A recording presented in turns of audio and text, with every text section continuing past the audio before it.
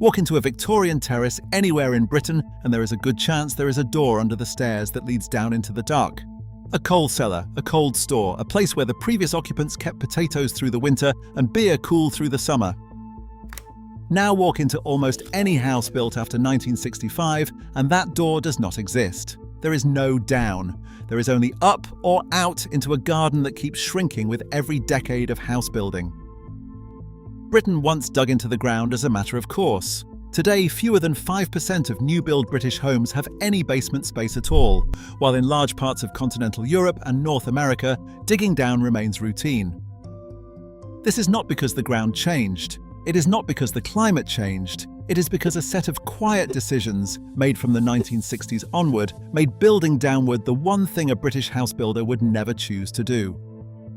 Between the 1820s and the early 1900s, excavation was simply how a British townhouse was built. In London, Bath and the Midlands, builders routinely dug down, constructing brick-vaulted cellars beneath the pavements.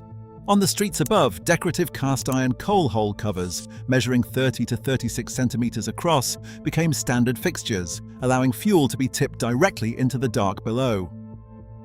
This subterranean level served as the home's engine room. It kept coal dry for the kitchen range, preserved perishable food in the cool earth before electric refrigeration, and housed copper tubs for heavy laundry.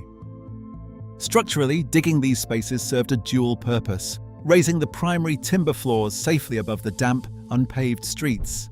Layouts varied across the regions. While London terraces featured full street vaults, Welsh cottages and Scottish tenements often relied on smaller, shallow underfloor pits. These were strictly non-habitable service spaces built for daily labour, but their everyday necessity dissolved as coal gave way to modern heating.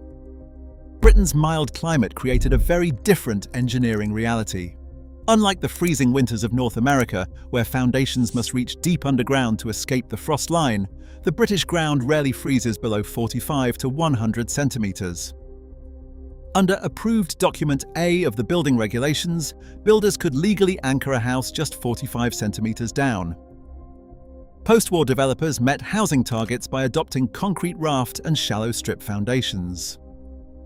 These systems required minimal excavation, little spoil removal, and no complex retaining structures. They were fast, cheap, and practical. But this shallow depth also changed the economics of building downward. In colder climates, digging deep is mandatory, making a basement a cost-neutral byproduct of the foundation itself. In Britain, a basement is an entirely optional, highly complex engineering project. At £2,000 to £3,500 per square metre, excavating downward became far more expensive than simply expanding outward or upward.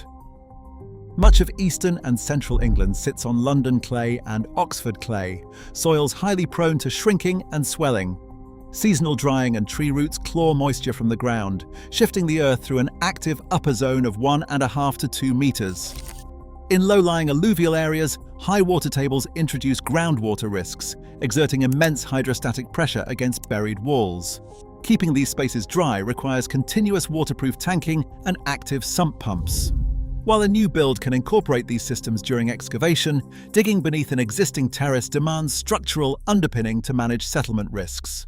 In dense urban neighbourhoods, tight access and structural liabilities heavily inflate the risk. Faced with these hurdles, contractors and developers began citing ground conditions as a universal barrier, turning a localised engineering challenge into a blanket industry assumption. The New Towns Act of 1946 and the Town and Country Planning Act of 1947 transformed British house building into a highly coordinated national programme. Facing severe housing shortages, the state prioritised speed and low unit costs, culminating in Housing Minister Harold Macmillan's target of 300,000 new homes per year. Meeting this quota required extreme standardisation. Councils and contractors abandoned bespoke designs for repeatable layouts and rapid assembly systems. Non-traditional housing methods, such as airy, wimpy no-fines and prefabricated reinforced concrete systems, became the industry standard. These designs relied on shallow raft foundations to bypass slow, deep digging. Excavating a basement required specialist labour and prolonged building schedules, adding unacceptable delays to a programme measured in completed units. By omitting cellars to maximise efficiency, post-war builders turned a temporary emergency measure into the permanent template for the modern British home. In West London's wealthiest pockets, the structural equation flipped. Faced with strict heritage height limits, affluent homeowners who could not expand upward began digging down. In the Royal Borough of Kensington and Chelsea, basement planning applications climbed from 13 in 2001 to 307 in 2012. These multi-story iceberg excavations packed swimming pools, cinemas, gyms, and staff quarters far beneath historic facades. At One Holland Park, one ambitious proposal sought nearly 1,500 square meters of living space by reaching 8.5 meters below ground. Yet the constant noise, vibrations, and ruined gardens sparked fierce neighbour objections. The council responded in 2016 with a strict Article 4 direction, capping new basements at a single story and 50% of the garden, while banning them under listed buildings entirely. While hundreds won planning permission, actually completing these high-risk excavations remained a luxury few could afford. In the northern United States and Canada, building codes mandate that house footings sit below the local frost line to prevent structural damage from freezing soil. In cold Canadian provinces and the American upper Midwest, this frost line can reach depths between 1.2 and 2 meters. Because builders must excavate to these depths just to secure the foundation, removing the remaining soil to create a full basement represents a marginal extra expense rather than a massive structural hurdle.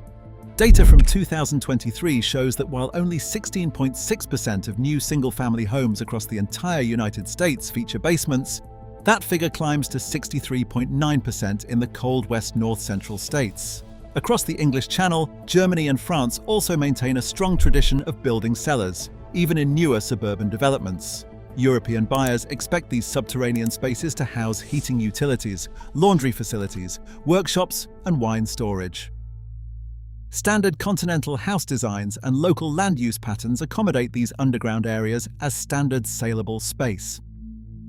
Britain shares its mild climate with much of northern Europe, yet its housing stock contains almost no modern basement capacity. This divergence stems from differing building traditions, buyer expectations, and the post-war industrial choices that shaped British estate construction, rather than geography or climate. By choosing shallow slabs over subterranean space, British homes forfeited a valuable spatial release valve. Today, household functions like laundry, heating equipment, storage, and spare bedrooms must compete for limited ground floor, loft, or extension space. To gain room, homeowners must build outward, pushing extensions into ever-shrinking gardens. Underpinning an existing period terrace costs roughly £1,500 to £2,000 per square metre alone, before factoring in the high costs of structural waterproofing, ventilation, fire safety, and drainage. Even then, an existing Victorian cellar does not automatically meet modern habitable standards. As a result, British new builds remain among the smallest in Western Europe by floor area, with no underground footprint to compensate. What was once a basic feature of a respectable house has become a definitive historical marker, dividing homes built before 1960 from everything that followed. While not every home needs a cellar, this shift represents a permanent loss of domestic flexibility. If this story interested you, there is a video right here about what happened to the British corner shop. Subscribe to the channel for more history. Today, British homes remain among the smallest in Western Europe. By continuing to treat the ground beneath us as off-limits, we aren't just saving on foundation costs, we are permanently capping the physical boundaries of our domestic lives.